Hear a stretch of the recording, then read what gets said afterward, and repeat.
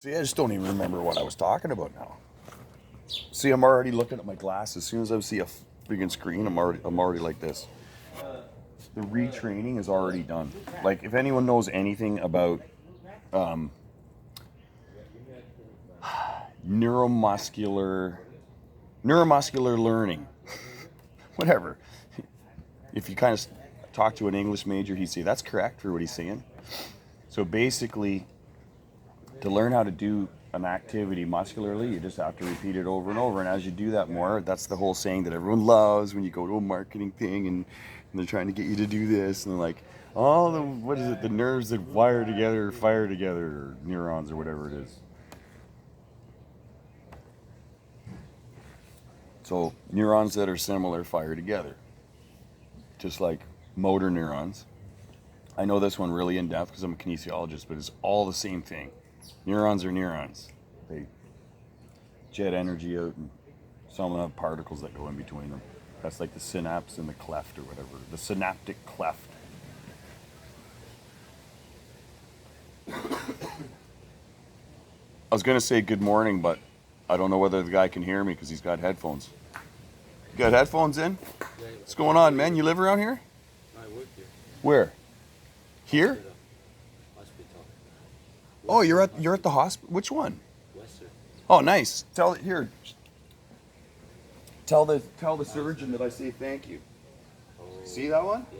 He was a younger guy, white guy, short hair, and obviously that's a surgery hospital, isn't it? Like they teach.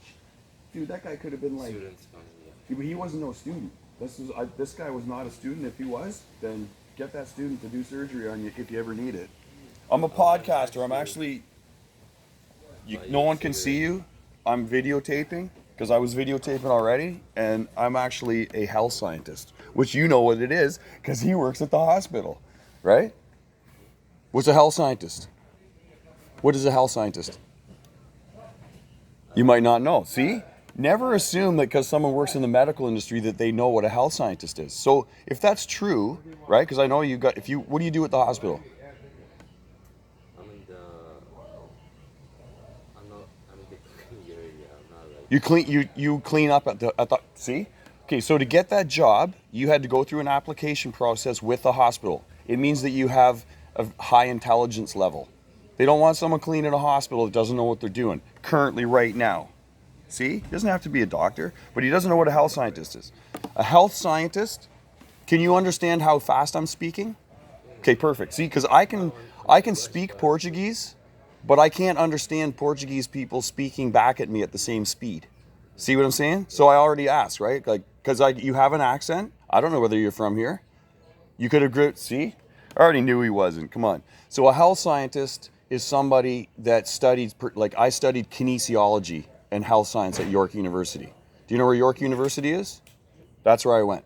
And my ex-father-in-law, the guy that used to be my father-in-law, he was the dean of science of York University. But when I first went there, he didn't know who I was.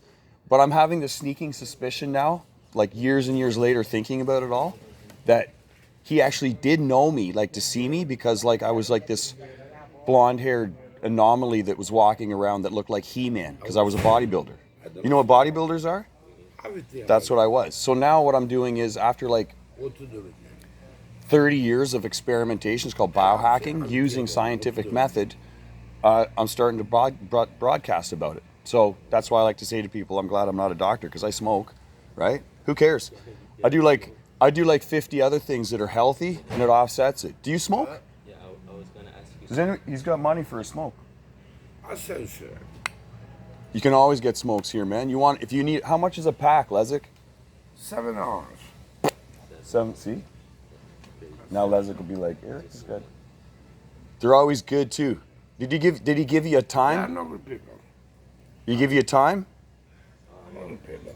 Is it a time? Fine. Yeah, those are good, man. That's these ones. What's your name? No good people. Sina. Sina. Yeah. S-I-N-A? Or Sina, yeah. see? I haven't been reading since I was 3 years old. This is how you make a podcast or a vlog or a... You could do this. You could come by. What day is it? It's Monday and you're going back to work? It's Sunday? Oh yeah, see? I'm going to work. I'm going to You're going to work on a Sunday. See? Front line right here. You go into a dirty hospital if you didn't come and you get diseases. So, hey, get yourself a pair of these for at work. You want to know why? See? When I put them down and I'm looking at the phone, it's good for me. When I put them up and there's no red, it's bad. Like it's a toxin. It's worse than COVID. It's probably what caused COVID.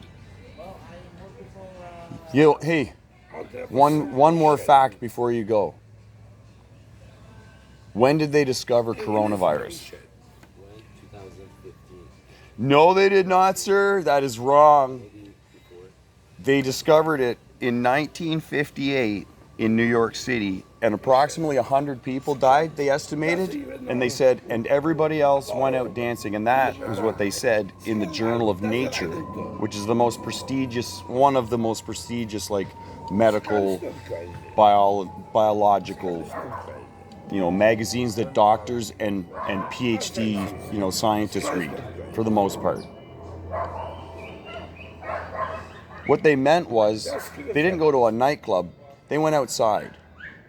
It was 1958. Like, who had a TV? Not many people. So everything went through the newspaper. This pandemic would not even have happened without social media. No one would have even known about any of it, right? It's just, there's this thing happening. It would have slowly, the information would have went across. There would be no panic. Everyone would just went, okay, what happened last time? Oh, isn't that a journal called Nature? And it said it was like the wimpiest virus that ever existed. So we just rolled it out on, basically they rolled a virus out that's so old. You know why they named it the coronavirus? When you look at it under a microscope, it looks like the corona of the sun when you take a picture of it. That's it. And no one ever heard about it again because it was so innocuous and wimpy. But if you take a population and you give them devices like this that are bombarding them in like minimum 1, 2, this one has 3 antennas. It's got an NFC thing that you can have on as well.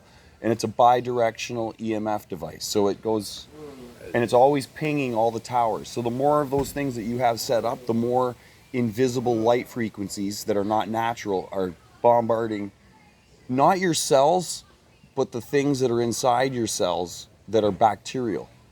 So there's a bacteria, a certain type in every cell of the body, and there's like 9 quadrillion of them. That's 16 zeros. It kind of doesn't even matter after you get past 10 zeros. Like, that's the difference between an infant and an adult, basically. Who knows? We'll have to look that up. You can look all this stuff up. So basically, if you were a young person and you were born in a modernized country, right?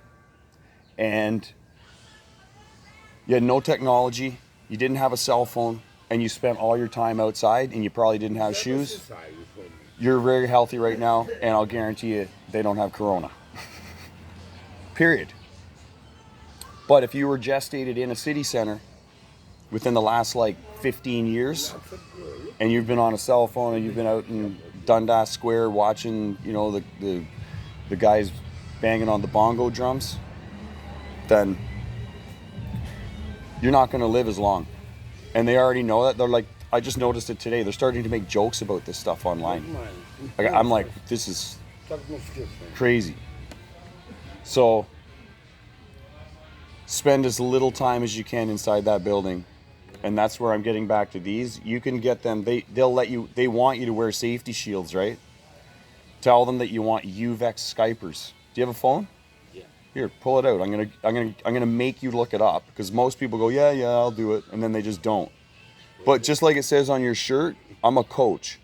So on Instagram, I'm Coach_Fusion.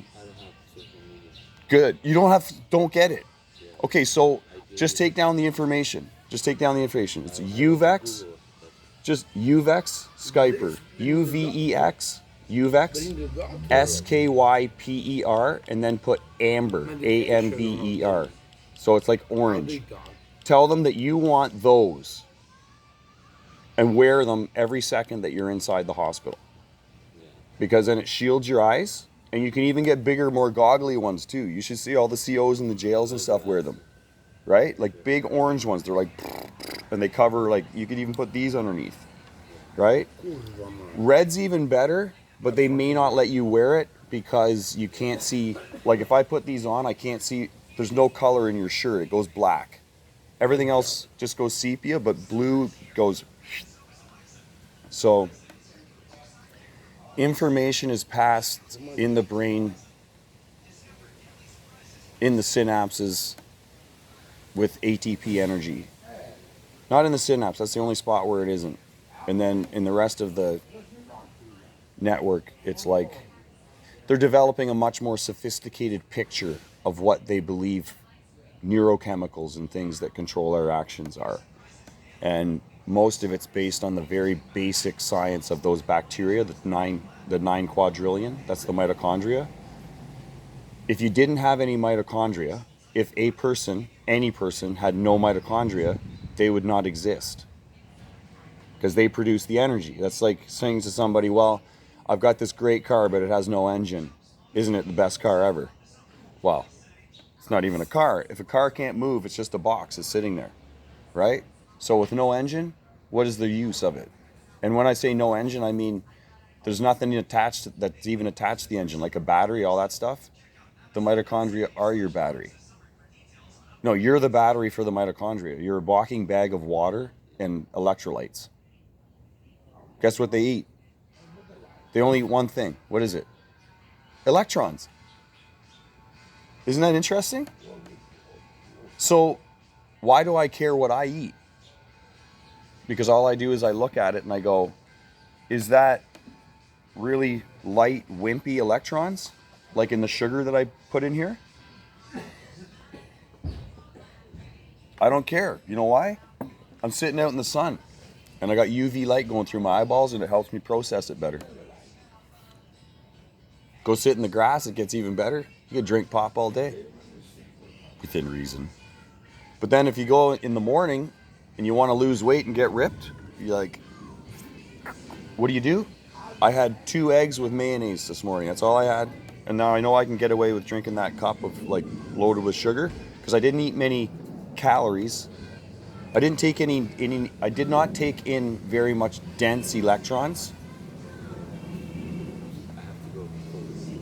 Walk the same way. Sunday, we'll have, hey, and then come earlier next time. Well, I'll start teaching you some stuff. Take care. Cena. See ya, Cena. Sounds like John Cena. I've met him. He's friends with my friend who's a wrestler. And that is how you teach mitochondrial science to a complete stranger.